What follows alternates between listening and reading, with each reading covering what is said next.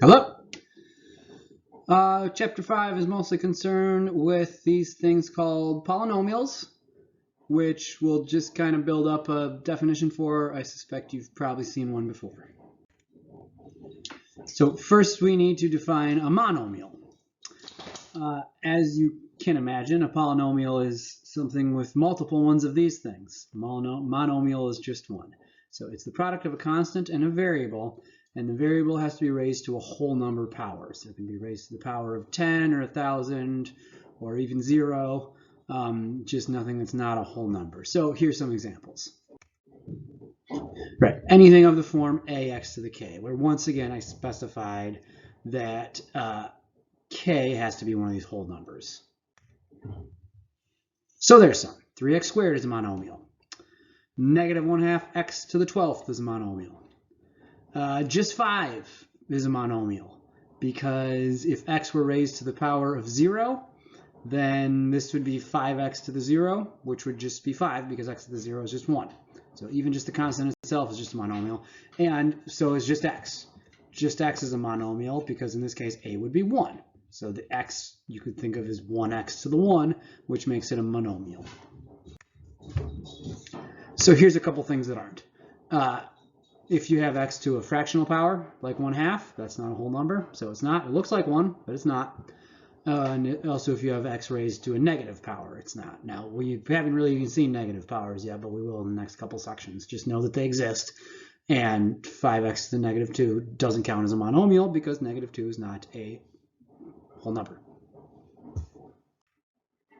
It's an integer, but not a whole number. Some vocab stuff. The exponent is called the degree of the monomial. So the monomial 4x to the 5th has degree 5. If you had a number like 3, you could write that as 3x to the 0. So 3 technically also has a degree of 0. And then we've seen this word before, but the constant part of it is called the coefficient. So like 4x to the 5th has a coefficient of 4 and a degree of 5. And if you see a monomial that's just like x cubed, it still has a coefficient. We just don't see it because it's 1. Okay, so as you may have suspected, a polynomial is either one monomial, so every monomial is also a polynomial, it just only has one term, or the sum of them. More likely we're interested in things that are the sum of them. So just a bunch of monomials added together is what a polynomial is. And here are some things that are, okay?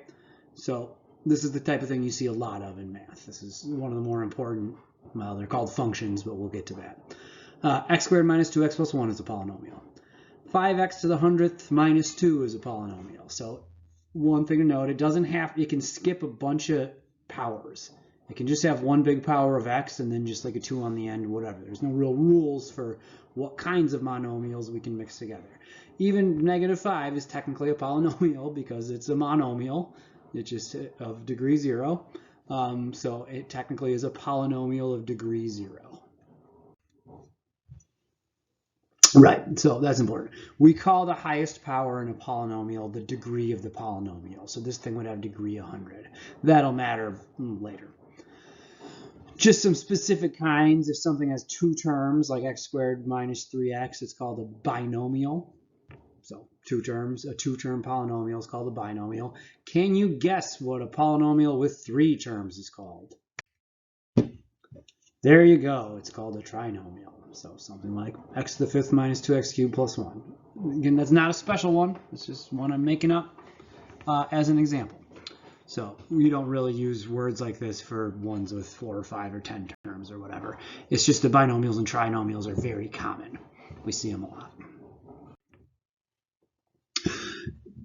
Again, it's instructive to see things that aren't polynomials, just so you know. So 4x to the negative 2 minus 6x plus 2. The 6x and the 2 are fine, but this first thing has a negative power, so it can't be. Same with something like over x squared. It's not 2 times x squared, it's 2 over x squared. So that doesn't count. So it's a pretty specific thing, right? All the powers have to be non-negative whole numbers. Yeah, and that's what makes a polynomial. Okay, and there can be as many terms as you want. You could have a polynomial with 100 monomials in it. You can technically have a polynomial with infinite monomials in it, but you don't have to worry about that till calc 2. Oh, yeah, there's another one. Okay, so that's not a polynomial because it's got a square root in it. So anything that has a square root or a trig function or some other logarithm or some other thing in it, not a polynomial. Simplify is one of those words that gets tossed around a lot in math and can mean a lot of different things. So when we say simplify a polynomial, what we mean is just combine every like term that you possibly can. So let's just do an example.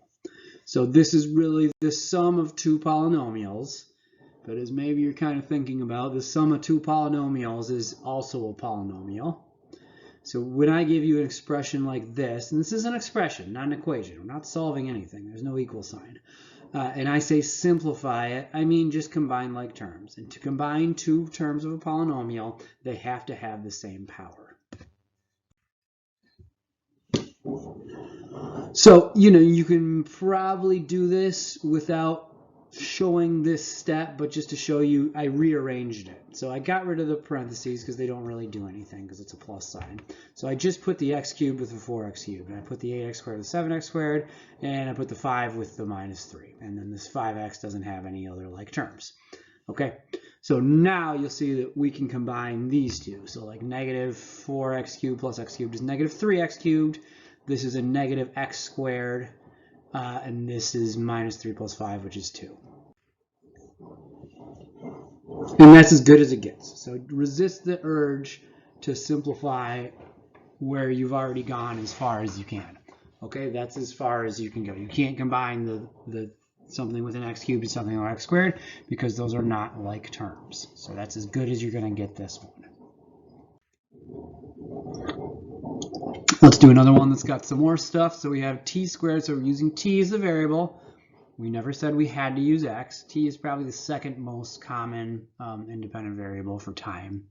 So t squared plus 25 minus, parentheses, 3t squared minus t plus 4 minus, again, parentheses, negative 2t squared minus 9t plus 21. So that's really like the difference of three polynomials, which, as you're about to see, is still a polynomial. First thing I did there was just get rid of all the parentheses. So distribute all these minus signs. This becomes minus 3t squared plus t minus 4 plus 2t squared plus 9t minus 21. And then once again, just group all the squared terms together and all the t terms together and all the constant terms together. Like that. If you can skip that step and do it in your head, that's okay. So it's t squared minus 3t squared plus 2t squared plus t plus 9t plus 25 minus 4 minus 21. So, and then you really just add all the coefficients. So 1 minus 3 is negative 2 plus 2 is actually 0. So the t squared term goes away. T plus 9t is 10t. It's 1t plus 9t, right? And 25 minus 4 minus 21, oh hey, look at that, is also 0. Right. We like to write things out like this. We like to put the squareds first, and then the first powers, and then the constant terms. So get used to doing that. It's not wrong to not, but once we get more into it, we kind of just want it to look a certain way. So, and that's the way we've seen them all so far. If you look at this one, it goes 3, 2, 1, basically 0 as far as the exponents go. And everything canceled out except for the 10t. Okay, so that one did simplify quite a bit.